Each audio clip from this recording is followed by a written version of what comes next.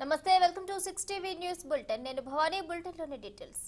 BRS chief CM KCR నేటి సాయంత్రం ఢిల్లీ వెళ్తున్నారు మధ్యాహ్నం తర్వాత కుటుంబ సభ్యులు కొందరు మంత్రులతో కలిసి ప్రత్యేక విమానంలో ఆయన ఢిల్లీకి బయలుదేరనున్నారు ఇక టీఆర్ఎస్ పార్టీ పేరును బీఆర్ఎస్ గా మార్చిన తర్వాత మొదటిసారి ఆయన దేశ రాజధానికి వెళ్తున్నారు సోమవారం రాత్రి ఢిల్లీలో పలువురు రిటైర్డ్ బ్యూరోక్రాట్లు సీనియర్ జర్నలిస్టులతో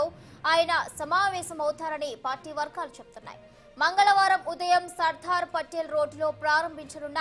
బీఆర్ఎస్ జాతీయ కార్యాలయాన్ని ఏర్పాట్లను పరిశీలిస్తారు ఇక మంగళ బుధవారాల్లో ఆఫీస్ ఆవరణలో సీఎం కేసీఆర్ కుటుంబ సభ్యులతో కలిసి యాగం నిర్వహించనున్నారు 14న బీఆర్ఎస్ పార్టీ ఆఫీస్ ను కేసీఆర్ ప్రారంభిస్తారు ఈ కార్యక్రమానికి కర్ణాటక మాజీ సీఎం కుమారస్వామి మాజీ మంత్రి రేవన్న సినీ నటుడు ప్రకాష్ రాజ్ పలు రాష్ట్రాలకు చెందిన రాజకీయ నాయకులు రైతు సంఘాల ప్రతినిధులు హాజరు కానున్నారు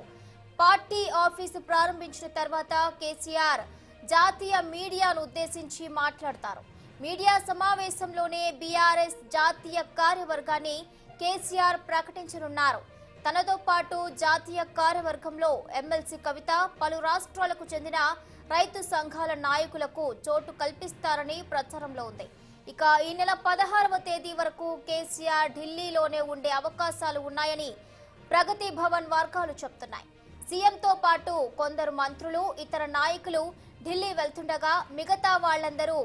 మంగళవారం సాయంత్రానికి ఢిల్లీకి చేరుకోవాలని కేసీఆర్ ఇప్పటికే ఆదేశించారు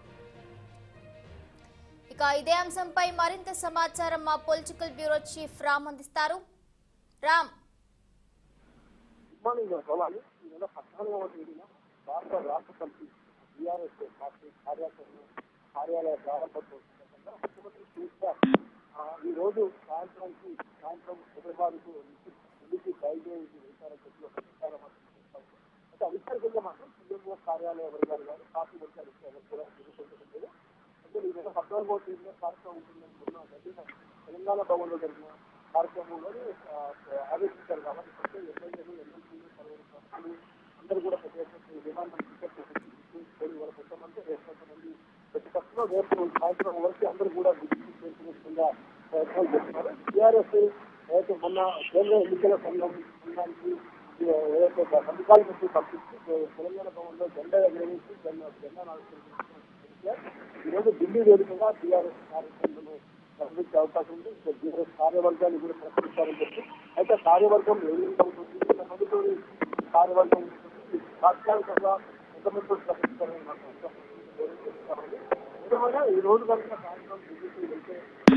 దాదాపు 4-5 రోజుల పాటు ఢిల్లీలోనే ఉంటారని కూడా టీఆర్ఎస్ తాత్కాలికంగా టీఆర్ఎస్ కార్యాలయాన్ని ప్రారంభించడం అడ్డపోవడం ఈ అసలు సంబంధించిన ఏర్పాట్లు ఎప్పటికే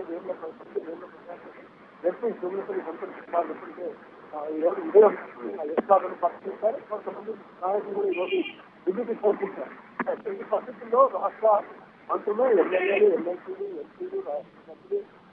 దాదాపు అందరినీ కూడా అధికం రావాలని చెప్పి కార్పొరేషన్ చైర్మన్లకు దాదాపు 200 మంది రావాలని కూడా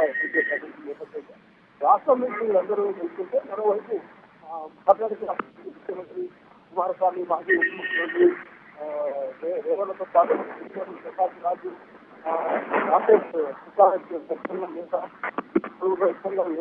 రాష్ట్రాలకు కూడా కొంతమందిని ఆహ్వానిస్తున్నారు తెలుస్తా ఉంది ఏదేమైనా ముఖ్యమంత్రి కేసీఆర్ కేంద్రంలోని బీజేపీకి ప్రత్యామ్నాయంగా